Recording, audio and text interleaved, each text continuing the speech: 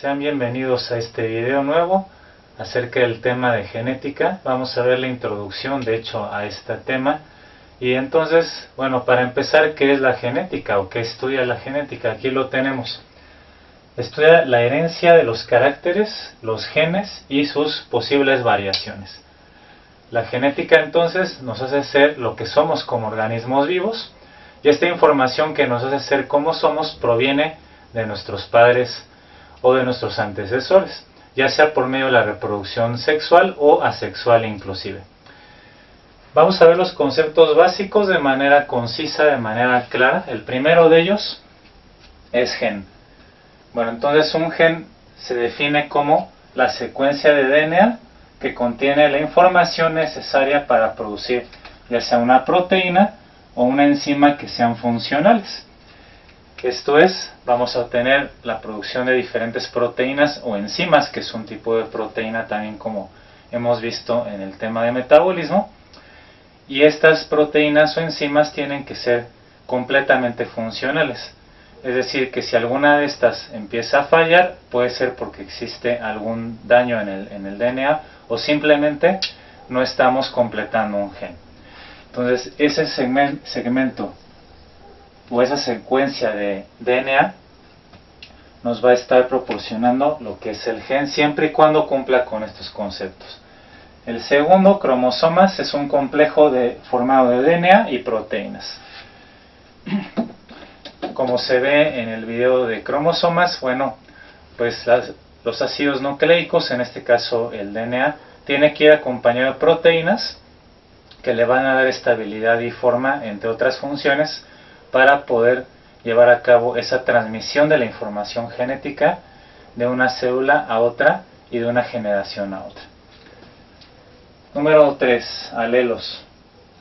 ¿Qué son?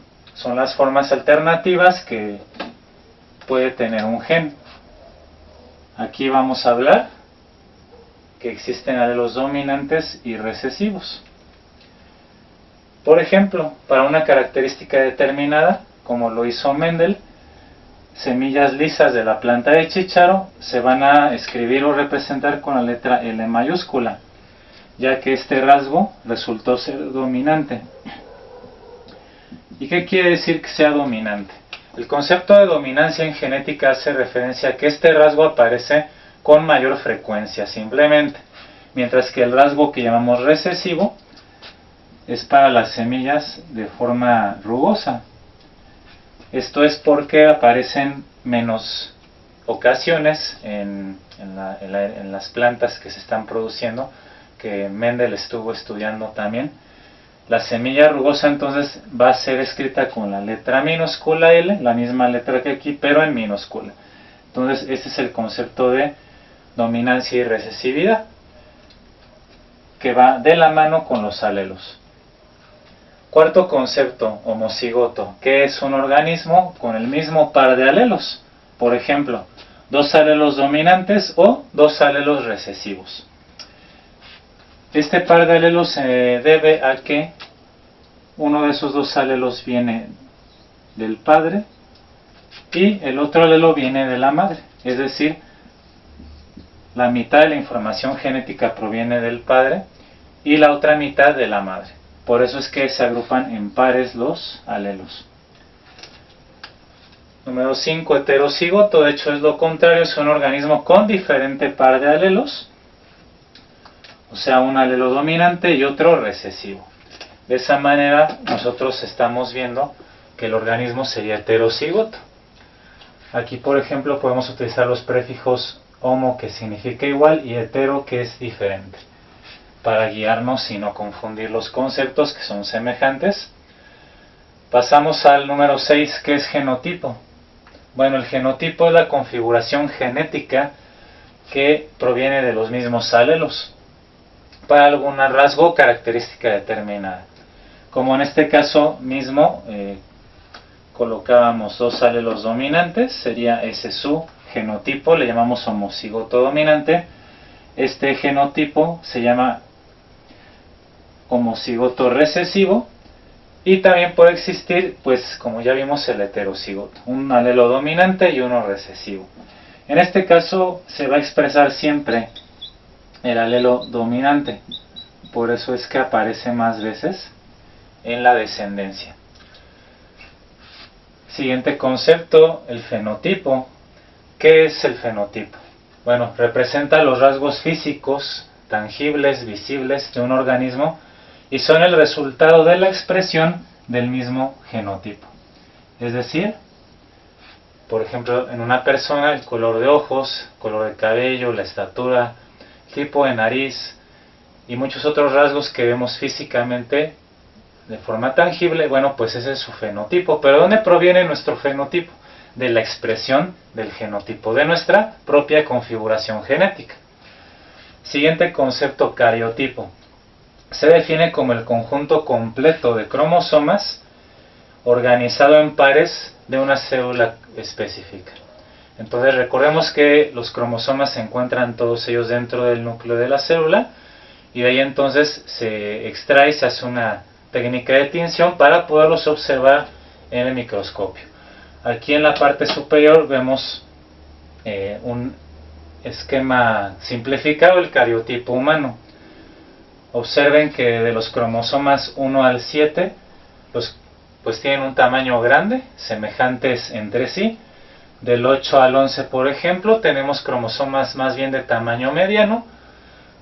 Luego, por ejemplo, los cromosomas 16, 17, 21, 22 y los números que están entre ellos, pues ya de hecho son cromosomas de menor tamaño. Hasta que llegamos al par 23, que como vemos aquí en la especie humana, es el par que define la sexualidad del individuo. Si tenemos XX, entonces es mujer, y XY va a ser hombre. El cromosoma X, observen que es de mucho mayor tamaño. Por el contrario, el cromosoma Y tiene un tamaño pequeño, que es como se ha observado en el cariotipo humano.